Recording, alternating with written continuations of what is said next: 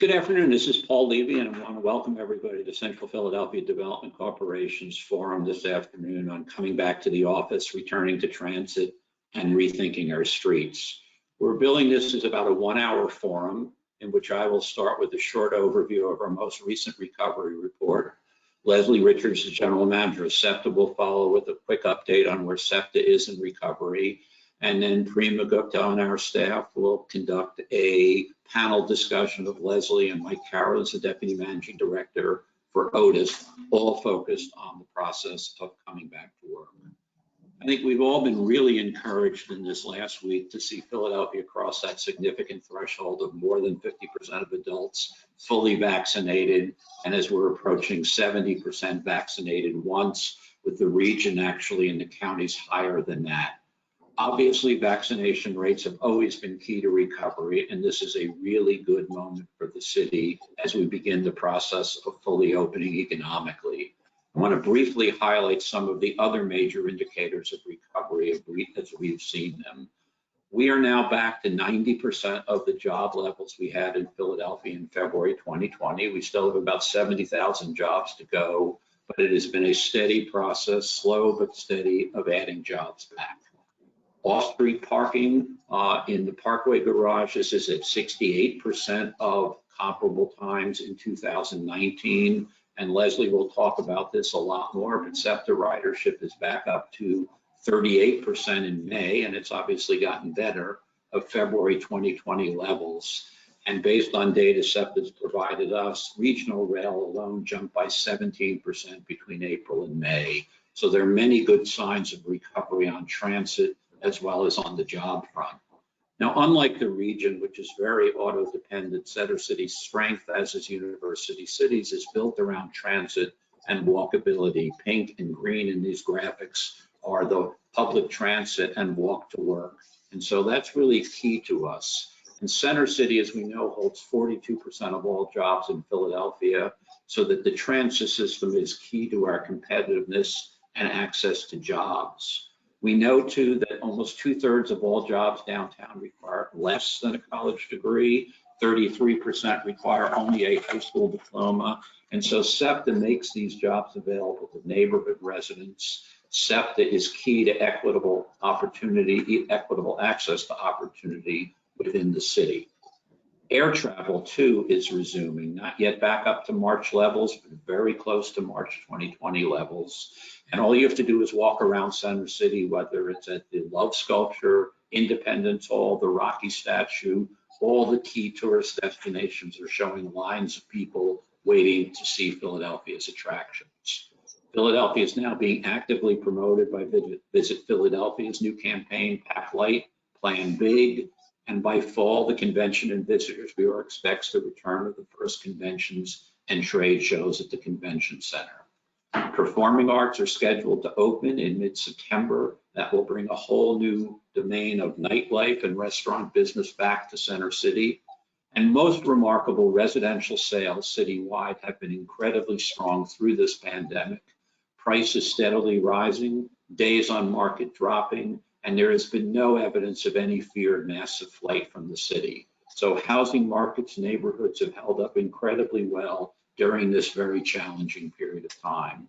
We continue to see Center City housing development radiate from the downtown at over 10,000 units in production at the start of this year. And this is driven by something we cannot lose sight of. In the last 20 years, we've added 42,000 people to Center City. That's a growth of 29%. And we still see evidence of New Yorkers and Boston and Washington people moving here in greater numbers than people moving the other way. Developer confidence remains strong, whether it's new office buildings rising, new healthcare establishments Jefferson is building, and a range of residential projects that are under construction or just being announced throughout Center City. As of June 16th, we counted only 39 of the 1,900 storefronts left boarded up in Center City in the core of our district. That's 2%, down from 233 a year ago this month. We saw 37 new retailers open in Center City in 2020. 28 more have opened so far in the first half of this year, and 23 more announcing opening by year end. So there's clearly leasing activity, renovation activity, and a restoration of vacant premises across Center City. Outdoor seating, one of the greatest barometers of health, just between the first day of spring and last month, was up 68%, even as indoor seating returned. We have 20 pedestrian counting cameras in the core of the downtown, and we have seen this steady and dramatic increase, higher than any time now since 2019. And for the first time, weekdays are surpassing weekends, which is one of those early indicators of return to work. Our pedestrian counters are in that tight teal area. We also use another technology to count a much broader area. And what's interesting in that broader area is we are seeing that steady, that dark blue line, the increase of visitors and shoppers. And while there is a gradual return to office workers, they are the orange line here, still significantly below pre-pandemic levels. In late May, BOMA did a survey of 18 major buildings, and they found on average about 20% of tenants back in the office. They will be surveying again in July, and we are seeing a steady return. So you can see very clearly these are our pedestrian counting areas, and look at Chestnut Street on the left compared to JFK Boulevard. That tells you how far we still have to go in terms of the return of office workers. We estimate at this point we are at 58% of pre-pandemic levels of pedestrian activity for the entire core of the downtown. So quite simply, getting office workers back is job one for Philadelphia and for the Center City District. That applies to the administrative and professional workers in healthcare and education as well. We know that the purchasing power and economic impact of office workers is essential to the restoration of thousands of other jobs, whether it's in transit, Lyft drivers, retail, restaurant, janitors, security guards. They are a major driver of other jobs that we want to restore within the city. So we have an active print and social media campaign urging people to come back to work, back to shopping, back to restaurants in Center City. And we're a very enthusiastic partner with the Chamber in the city on Ready, Set, Philly, and with many other people communicating about the process of recovery for Philadelphia. It's really worth just taking stock, as it's been painful and slow at times, but if this picture from March of 2020 causes you to realize how far we have come from a city that was devoid of people in vehicles with no sense of when vaccines are coming, to sidewalks and streets now filled with chairs and tables, with people outside, and clearly key to this return of office workers is public transit and the recovery and restoration of all activity on transit. I like to look ahead and worry about things that we don't have to worry about yet, but it's only a little premature to ask, are we ready for all the return of cars and buses and trucks and traffic congestion? That hasn't been the issue for the last several months. It very well soon could be. So how do we encourage everyone to return and keep Philadelphia moving? How do we support recovery, and how do we enhance transportation and access, which is so vital to our economy? So as I said, we're going to have a panel discussion. Leslie Richards from SEPTA is going to do a very short presentation, which I'll just queue up in 30 seconds here, and we'll have then Leslie take over with her presentation. Leslie, go ahead. Sure, thanks, Paul. I don't think anyone can get through a dense PowerPoint as quickly and as well as you do. So I will try to do the same here. Really enjoy the opportunity to be here to let you know what SEPTA has been doing and that we are ready for you to come back. So we have launched off the SEPTA is a safe way to go and way to go come back campaign. And we're happy to, it's okay. We're happy. I literally was at the end, my apologies. It's all right, it's all right. So look, employee and customer safety have always been number one in everything that we do here. We never stopped running, and we're working hard to welcome riders as they are ready to come back here. Want to make sure everyone understands vehicles and high touch surfaces are sanitized throughout the day and night. We've always used EPA approved disinfecting products and continue to do so. And we make sure at the end of the line, they receive extensive deep cleans. We've reallocated hundreds of hardworking SEPTA employees to step up, and you'll see it in our vehicles, our stations, our platforms, and we're even in the process right now of hiring 200 more cleaners than we had before the pandemic hit. We are following federal guidelines as well, and make sure that people are wearing masks on all of our vehicles as well as throughout our system. And we're making that easy by making masks available in many locations, including our customer service centers. Here you can see air refreshes on our vehicles and in our system every 2 to 3 minutes. I just want to remind everybody that the CDC's recommendation is every hour. So all the restaurants that we've all been enjoying and dining in, they are required for every hour. And when you're on our system, it's every 2 to 3 minutes. That's also better than in an operating room in our medical facilities here. And then you saw the 200 new cleaners. Here we want to let everybody know that we have also expanded on our SEPTA Transit Police, our co-responder unit, and that is how we're addressing our vulnerable population. We're working with our communities.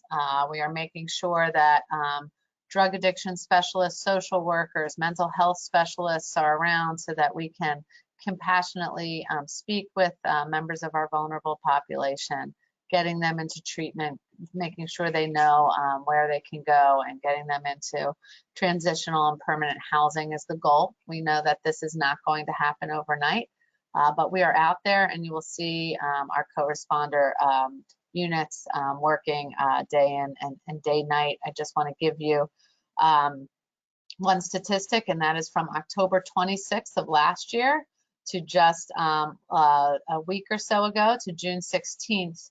Our co-responder teams have had 1,654 engagements and 492 referrals of vulnerable persons. And so each time we're out there, we've had a few move also into treatment centers as well as housing. Again, it's incremental, it's slow, but it is moving in the right direction, and we will continue this effort as well as working with our partners doing this, and you'll see it as you come out. We have a full program called our Scope Implementation Plan, and that is to, again, help with this issue. You can go to the next slide, please. So here is our summer service, and we're pleased to report we are seeing growth in our ridership. It's grown to about 300,000 trips a day, roughly 35 to 40% system-wide. That's equivalent to the number of jobs, as you've seen on the slides from Paul, and definitely all the increased pedestrian traffic we're seeing as well. We've lifted vehicle-related capacity restrictions that happened on June 1st, and we're in the process of removing the social distancing signage and stickers that are on the decals on our vehicles. That is also why we are still continuing the mask requirements, making sure everyone's as safe as possible. I just want to remind everybody that there has never been a study in any country, including our own, that has shown transit as being a spreader for COVID. And that is only emphasized by the statistics I already shared with you, by the air refreshing every 2 to 3 minutes and all the cleaning that's going on in all of our touch services. I wanted to let everyone know that our Market Frankfurt and Broad Street lines are currently running on 6-minute headways. For those of you not in the transit or transportation industry, that's the frequency that we run. And so 6-minute headway means every 6 minutes. You don't have to think about the schedule. You can just go to a station and you know that the next subway is on its way. The Broad Street line is running 8 minutes or less. And so again, we're getting the frequency back that everybody is used to. We're doing the same on bus and trolley service, getting to 19 high frequency routes that are operating. And these are all at 15-minute or less frequencies. Next slide, please. We have our fall service outlook. So regional rail, which is very important to all of you. I wanted to let you know we're currently running that at 50%. That will be increasing to a little over 80% over the next year.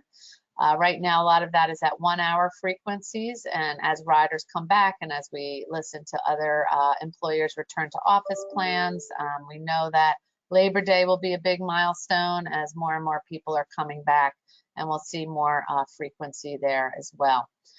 We continue to monitor our ridership, and we look to add more service September and in the fall. Our new fall schedules will increase all the services that I just mentioned, as we anticipate regional rail express service returning also during peak periods. The regional rail service changes in late August, early September will support all of these returns. And just to remind everybody, yesterday, in case you missed our public board meeting that we had for June, we did approve, our board approved our operating and our capital budget, and that includes the increases in the ridership that I mentioned to you. Next slide, please. So really good event that we had, and that was all of the improvements that we've done to our 5th Street station. For those of you who haven't seen it, I really invite you to get on the Market Frankfurt line. You can see beautiful tile work that really shows the diversity of our history. And then, of course, you can pop up to one of the most historic sites in the nation and see our Liberty Bell and visit and walk around the parks there. This was a great day that we had. Just want to remind everybody, please, as employees and customers return, there's a lot of helpful tools and resources. And so we have the SEPTA app, we have SEPTA websites, that is at septa.org. That's where riders can get real-time regional rail, bus, trolley, Market Frankfurt, Bard Street, Norristown high-speed line information. The app's being updated to include SEPTA key information, also giving you the ability to manage your accounts and purchase fares all within the same place. We're trying to make everything as easy as possible. SEPTA key is reloadable, contactless chip card that offers a host of options and helps make your travel seamless. So you'll see all of these issues, and I should say issues, all of these additional resources at your fingertips. We also want to remind you that we have a seat availability dashboard if you want to time your trips and see when our system is busier than others. I'd like to remind you that our board passed a fare restructuring plan as well. So for those of you coming back, there is a free transfer. Children under 12 ride free, and we also have a new 3-day convenience pass. As flex schedules continue to increase and as people's needs change, we want to make sure that our system is as flexible and useful as possible. Next slide. So in closing, I just wanted everybody to see how our SEPTA is the way to go back campaign is a multimedia marketing effort, and to welcome everybody back. The campaign is rooted in SEPTA's heritage and obviously with an eye to the future. And it's really told through the lens of our own SEPTA riders. And so after this year of uncertainty, we're emerging with this new message. We want to welcome everybody back. We're happy to be part of the regional recovery. We kicked off the campaign in mid-May. It runs through Labor Day, and it will be refreshed for the fall as well. So please look and listen. SEPTA is the way to go. You'll hear it on the radio, social media, web, and of course you'll see it in our transit concourses. So thanks again, and we look forward to seeing you. Leslie, thank you very much. Let me now turn it over to Prema Gupta, who will now moderate the session. I noticed in that photo, Michael, you stood next to Leslie and Pat Dion. You were clearly the tallest man on the platform. Prema, take it away, please. Thank you. Great, and thank you also from me, Leslie. That was great. It was both informative but also reassuring, which is something we all need a bit of these days. So I'm going to guide us through this conversation, but I would encourage everybody listening in to submit your questions through the Q&A box, which should show up through GoToWebinar. So let's start with you, Leslie. The city recently reached some really great milestones in the quest for herd immunity. More than 50% of adults are fully vaccinated, and almost 70% have had at least one shot. It's really something to celebrate. The rates are even higher in the suburbs. You just showed us that your ridership numbers are trending up, but we do still have a long way to go. We've heard about how your team is adapting safety and cleaning protocols, but what more do you think is required to get people back on transit? And, I'll just note that a lot of the folks listening in are employers and are involved in making those decisions. So I think, maybe put on your behavioral psychologist hat for a minute and think about what else we need. Well, look, I want to remind everybody that SEPTA never stopped. Our employees have been coming in every day and running the system, whether it was for essential workers, but we are only, I would say, at times, but now we are really happy to see people coming back. And we're excited for you to see how clean our system is and all the improvements that we made and that we continue to make. We're really proud that well over half of our own employees have already been vaccinated, with more every day getting vaccinated. We've supported the city and regions vaccine efforts as well, making sure people could get to the different mass vaccination sites, and making sure that we provided shuttle service to the Esperanza site as well. And so, the more, as we're seeing, and Philadelphia has done a great job, Pennsylvania is really ahead of a lot of states as well. We know that the number of people who have gotten the vaccine is going to be really helpful. And we know that obviously making sure that everybody feels safe and secure on our system is helpful as well. So we'll continue to work with everybody. We will continue to also host vaccine sites, which we have at 69th Street, making sure that everybody can access and get there. And we're really proud of these efforts. And if there's anything else that people hear that we can help with, get information out, again, I really encourage everyone to check out our own website and our social media. You can follow along.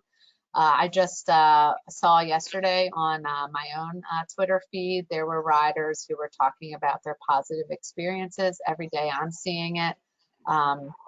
Just yesterday when I was on one of our buses, it's nice to see the reunions of riders and customers who haven't seen each other for a really long time.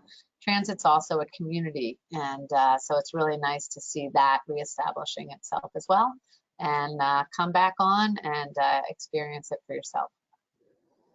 I can speak to that personally. I rode the Chestnut Hill West line in the first day it was running, and it was a party. It was like just the amount of everyone was happy. The customer service couldn't have been better, but it's absolutely true. Yeah. Just shifting gears a tiny bit about emergency federal funding, if we could. So it's helped you operate while your ridership was down. Is that funding enough to get you through the end of the year? And what are some implications beyond that? Sure. So look, the federal funding, was a lifeline, truly, and it allowed us to help with our operating. I'm very, very proud that we did not lay off one employee, and all our employees throughout the pandemic had full medical coverage, as well as got paid for 40 hours of work a week, even when we had to reduce schedules. And they may have only come in 32 hours. We made sure that they all received their 40-hour per week salary. So we would not have been able to do that without the federal funding. Just to remind everybody that that can only be used for operating. And so we still have a lot of capital needs, and we're very eager to hear the details of the infrastructure plan that is starting to be discussed as of yesterday, of where we're going. A lot of where our needs are in our capital programs around vehicle replacements and procurements, which take a long time. We're doing a lot of work. We have the oldest fleet in the country, and so we still need to improve on that. The good side is that, look, there are transit agencies throughout the country right now who are spending billions and billions of dollars to get transit systems that are literally a fraction of what ours is. We have a wonderful foundation. We continue to work with our board, Mike Carroll being a very valued board member, as well as with the city, and trying to get all of that moving forward. And so we're really grateful for everybody moving forward. But yes, the federal funding is going to allow us to function definitely as our ridership grows. But it is a one shot, for us. And so just to remind everybody, we will continue to work to find sustainable funding for the future of SEPTA. But we're really proud of what we've been able to do so far and providing the best way to get around for everybody here in the region. Great, thank you. So I'm going to shift over to Mike, and I should probably introduce you as well. Mike is one of our deputy managing directors in the city and runs oTIS, which is, Mike, the Office of Transportation, Infrastructure, and Sustainability. Did I get that right? Perfect, yes. Great.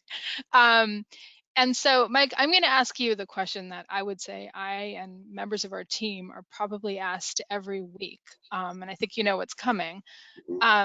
One of the things that I think we as people who love cities saw visibly and like palpably improve during the pandemic was outdoor dining. I think it was, you know, really just a wonderful thing to see. I would just congratulate your team for being really nimble and decidedly outside of your comfort zone, at least some of the traffic engineers in your team, and allowing some really flexible uses in the right of way. And they were really a lifeline for a lot of our restaurants.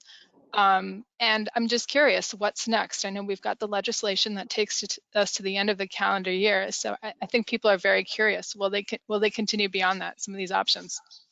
Yeah, and great question. I think some of that's to be determined what it looks like, but I'm pretty confident that we're going to figure out a way to continue for some of these options to be out there. And, you know, when we're looking at outdoor dining, we look past, you know, back to the experience over the past, let's say, you know, 12, 15 months. What we're really proud of is that people working in, you know, the highways division or the traffic division, or folks who are really hardcore infrastructure people, were able to pivot and become planners, become, you know, commerce focused, become, you know, customer service focused in a way that, you know, wasn't in their job description. And we relied a lot on the people who were trying to stand up their business, keep their business going, to take on roles as well, which they weren't comfortable necessarily doing if you had asked them before. But many of the bids, many of the people who are running restaurants, we asked them to coordinate.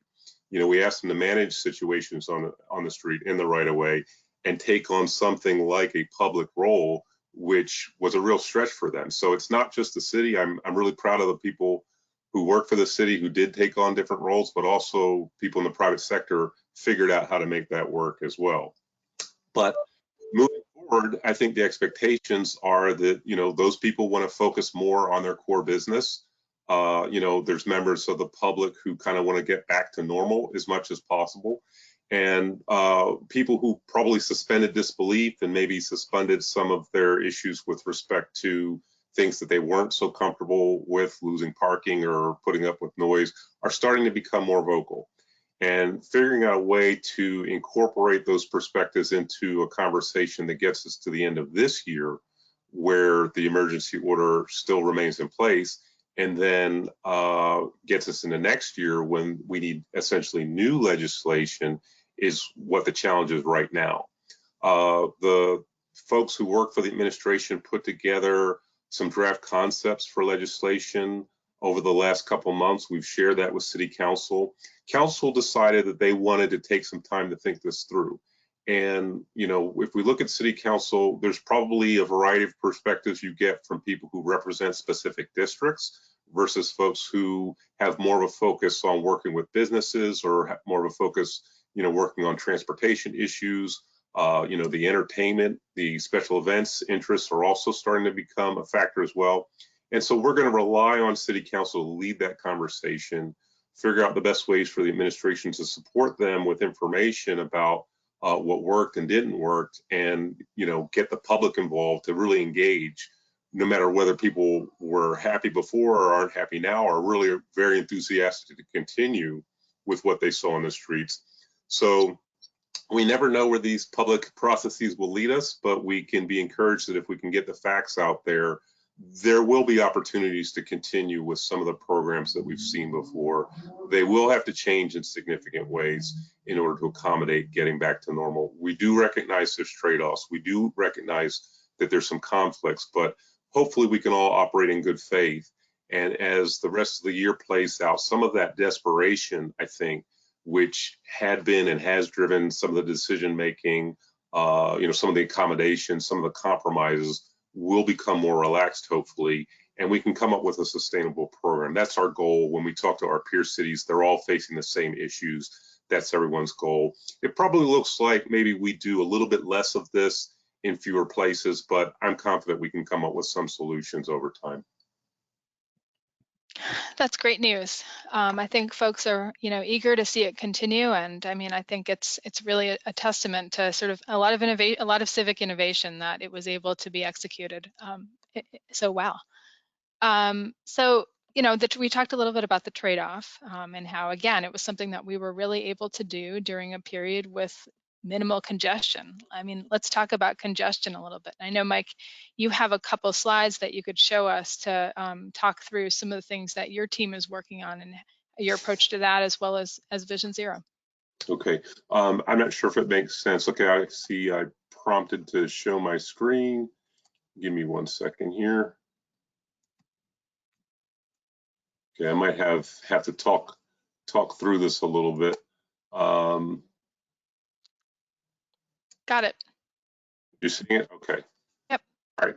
So we're going to transition, I guess, from the outdoor dining part. We could talk more about that if folks have questions, and I can refer to some visuals. But we kind of want to pick up the conversation where we left Mike, off. are you, sorry to interrupt you, are you able to enlarge your screen a bit more? We can see your entire desktop, but it'd be great to just see your presentation. If that's not realistic, it's fine. Let's see if that works. How'd that work? Perfect. Thank you. Okay, great. Thank you. We want to pick up where we left off, like I'm saying, and really focus on the core fundamental issues which affect traffic safety and congestion as much as possible. These are things that everybody could think, if you just asked them on the street, were the big issues, but we have to reflect on them in a post-pandemic context, right? And so if we look back again over the last 12 months, we saw traffic levels really kind of crater when the shutdown took place in March. And immediately we saw that speeds went up, that reckless driving became a real issue, and our crash fatalities, our injuries really went up as well. And so, the bad news is the past year saw almost a doubling in the number of fatalities throughout Philadelphia. That was shocking to many of us, and what makes it more concerning is that it's a set of issues that is kind of unique to Philadelphia when we compare ourselves to our peers. You take that situation, and then what you see is that there's changes in patterns that are leading to that type of activity, that recklessness, that kind of, maybe it's something to do with people being pent up. It hasn't really gone away, but we've seen the traffic levels bounce back. We saw some of those slides that Paul showed earlier, and by the late summer, we saw that, there was as much traffic, at least at the 90% level on many of the core facilities throughout the city and the region as there had been pre-pandemic. Part of that, we think, is that, people had been adverse to taking public transit to get where they wanted to go. Part of that is shifts in the daily pattern. So instead of necessarily getting the AM rush hour you got before, maybe between 7 and 9, a lot of that traffic was taking place after 9, after 10, into the afternoon as people's workday patterns were shifting and maybe some of their activity patterns were shifting. And then they're bumping up against other activities which normally would be associated with the lunchtime. So we will see how much of that continues and how much it goes back to normal.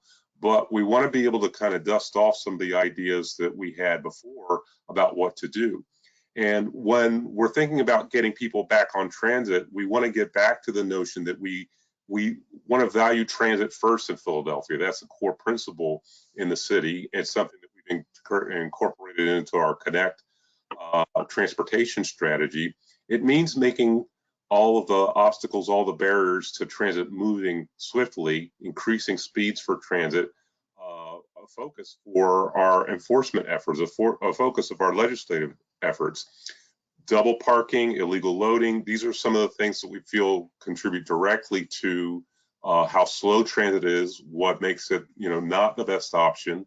And if we can focus attention directly on that through legislation that allows us to take on things like camera assisted parking enforcement, maybe mounted on the buses, maybe mounted on poles, incorporating more priority treatments for transit, we think we can start to bite off some of the issues that will make transit a more attractive option for people to travel, if not the most attractive option for them to get around when they're figuring out where they want to go in the city.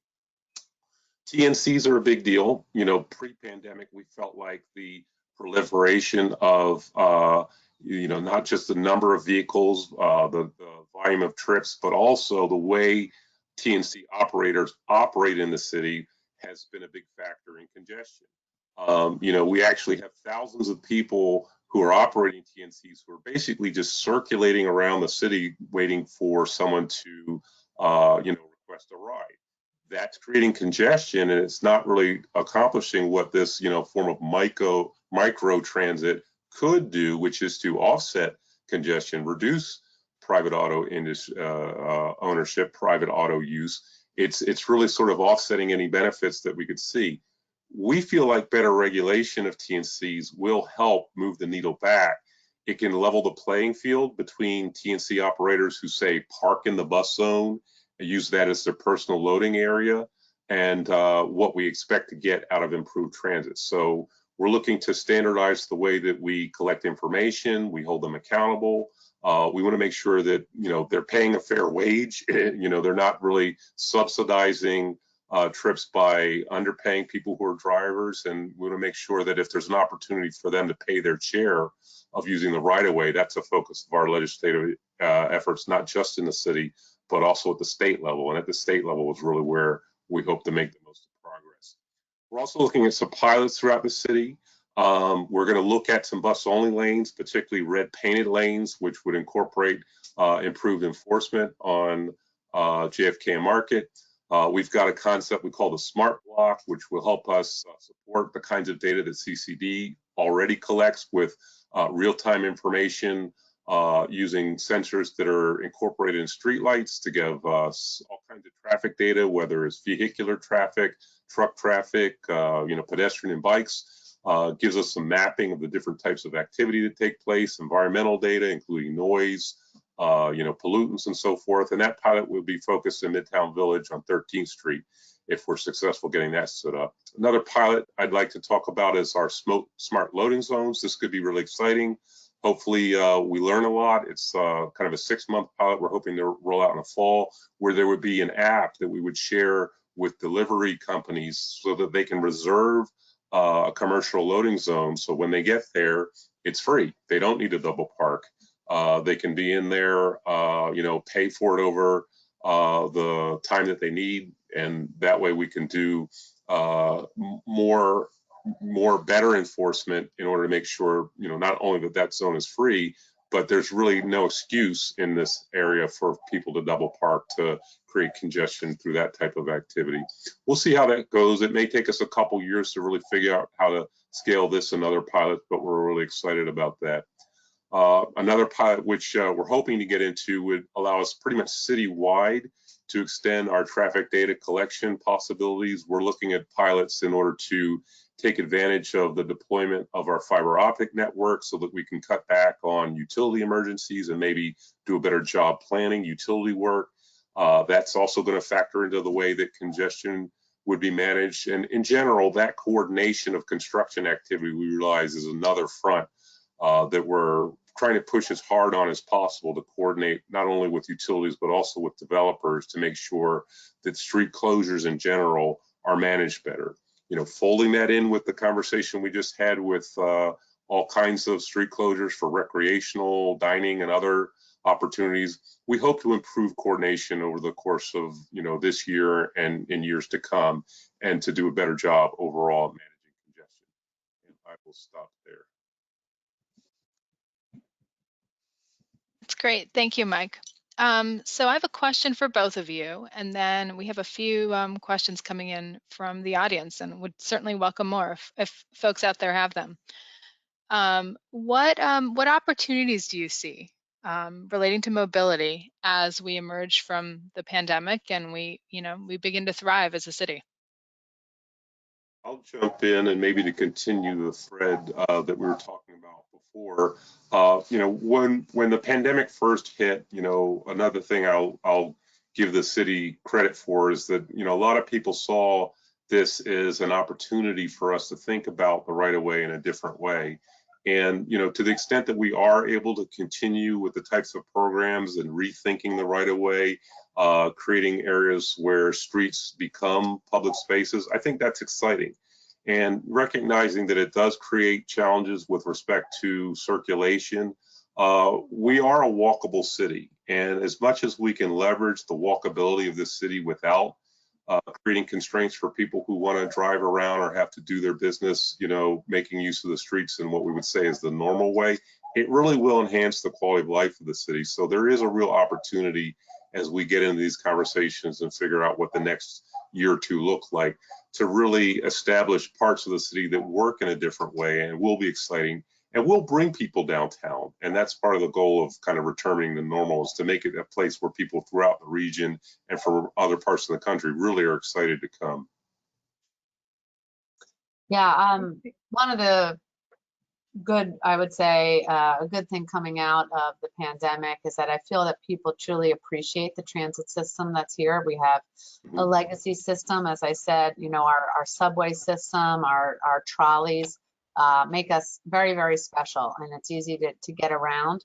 Our air quality has already seen those benefits and will continue to do so. So obviously we want to remind everybody about the opportunities of keeping sustainability at the forefront in everything we do. Just reminding everybody that the majority of our system is already zero emissions. You know, all of our rail, which includes, you know, our regional rail, our trolley lines, as well as our subway lines. And we're working toward getting a hybrid and zero emission bus fleet, increasing the numbers there.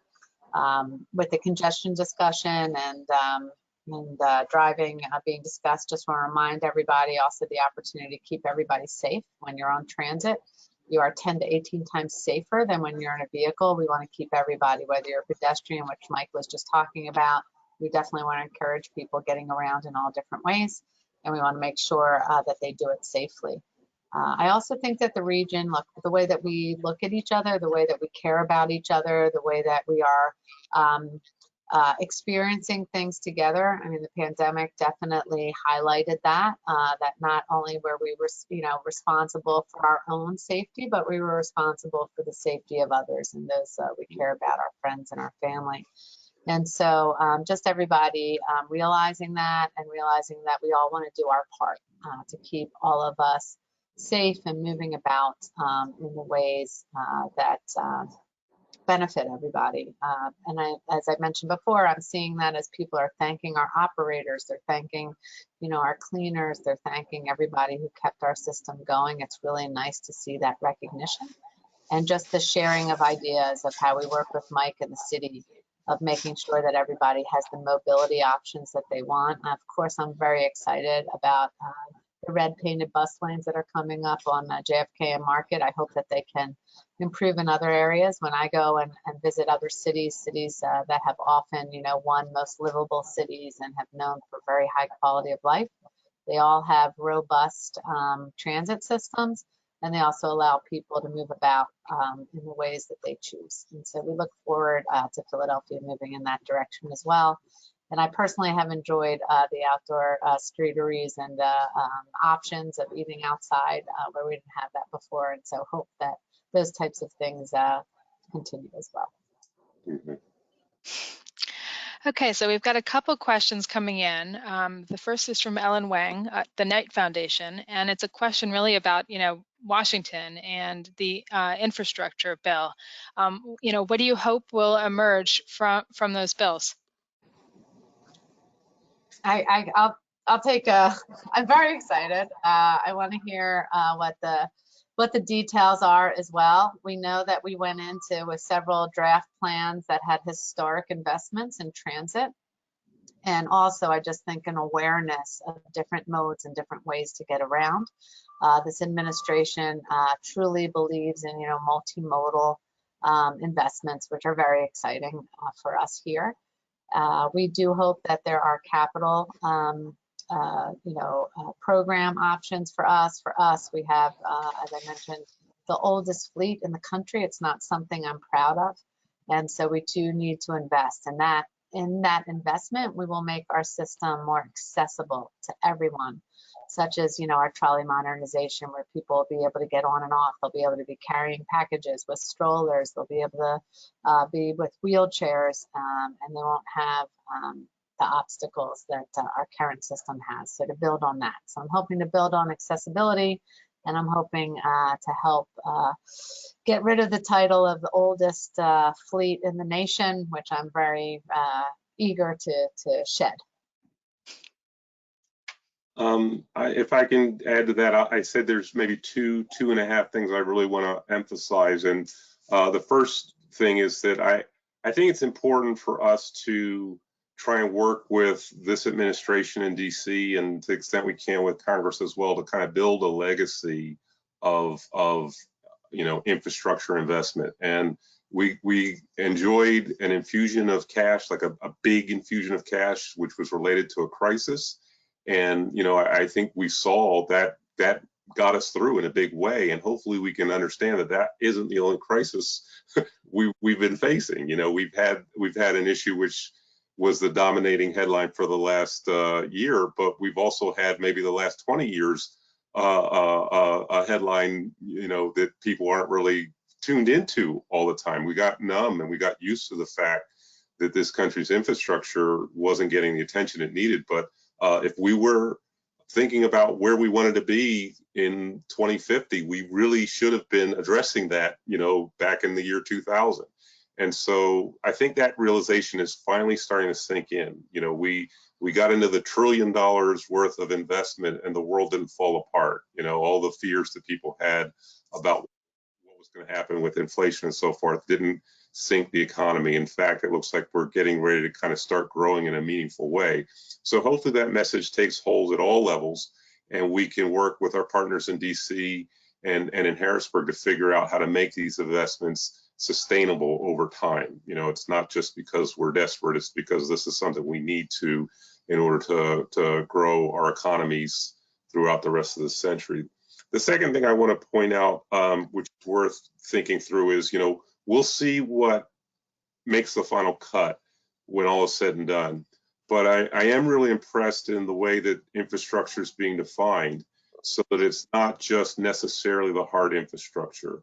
We really want to do the best we can to bring everyone along, and to make sure that if that investment is in sort of building up human capacity, that takes place at the same time. And that will make our investments in hard infrastructure that much more valuable if everyone can, benefit from that, because they're where they need to be in order to make these types of commutes and make these trips and really, get the best advantage when they want to kind of plan their own lives out and their own households' futures. I'll stop there. That's great. So a question for Leslie that came in about ridership projections after Labor Day. We are all anticipating that a lot of the office workers will return, I think, en masse in Labor Day. That's really what we've been hearing from folks we've been talking to. So what are your assumptions about particularly regional rail? This question's from Christian Passarelli. Sure. So regional rail, we're seeing at around 20% of pre-pandemic levels right now, and we are running about 50% service. The capital budget that was just passed is going to take that service to around 80%, and we are hopeful that we will see ridership get up to about 60%. So, I don't mean to just throw numbers at everybody, but we are hopeful that ridership will continue to increase. We don't think it's going to get to 100% of pre-pandemic levels. We definitely think the world has changed. We think that work schedules have changed. We see the majority of employers offering flex schedules. Even when people are coming back, they're coming back 3 days a week, 4 days a week, 5 days a week. We think that our service as well, and we've adopted a strategic plan to make sure that we're providing lifestyle service, which means people being able to use our network as needed to do their errands, to do their shopping, to go to the pharmacy, to get their kids to where they need to go, to visit friends and family. And we're seeing more of that. So we anticipate that the needs will be such that the peak times that we're used to, and we're used to pre-pandemic, those commuter peak times may go away. So we might not be running 5, 6 different options in the morning, the traditional morning time, the traditional afternoon peak times. and that we're going to see more service on the weekends, for instance. We're already starting to see that, and that people need to get around on Saturdays, and we welcome that. So we're ready to be flexible. We'll see what's happening. Our scenarios that we continue to tweak all the time, and we have a variety of them. We monitor them and see what the future will bring, but that's what we're anticipating right now. That's great. Thank you. So Jim Pearlstein, who is the board chair for CPDC, is with us. So he's going to join us and make some closing remarks. Thanks, Jim. If I may, I meant to do this real quick. I don't know if you can see this, but when I moved today, my first job, one of my first jobs out of grad school was at CPDC. And I interned there for a year. So thank you for giving me the foundation that I've had. It was great. It was great to work there. I'm not going to say how old I was, but it was a long time. That's fantastic. Oh, man. If I asked you who was running the board at that time, I could figure it out. As well, you could. The funny All part right. about it is, I will just say, I was working on reducing the number of trips. I was on the employer reduction trip from the Clean Air Act. And the irony of it is Joe Zaritsky was the chair of the board, who runs Parkway, of course, for parking. Yes. And Joe is still very involved and always will be. Yes, he is. So anyway. All right. Well, Prema, thank you very much. Leslie and Michael, thank you guys very much for your participation today. It's so apparent to all of us the leadership qualities that you both have over this very difficult last year. You've both been making very, very difficult decisions that have really improved such a awkward and difficult time period and situation. And I know, speaking from everybody at CPDC, as well as everybody on this call today, we really, really appreciate that. So thank you very much for attending today. Just a couple things about what's going on in the world. I think we're starting to see such great improvement, and that missing link right now is our office workers and that weekday traffic and the support of all the small businesses in Center City. And that pedestrian traffic is really hurting. It's taking its toll on everybody, and we're just so ready for that to come back. And I know, speaking from Pro Property standpoint, we've been back, and it's very normal.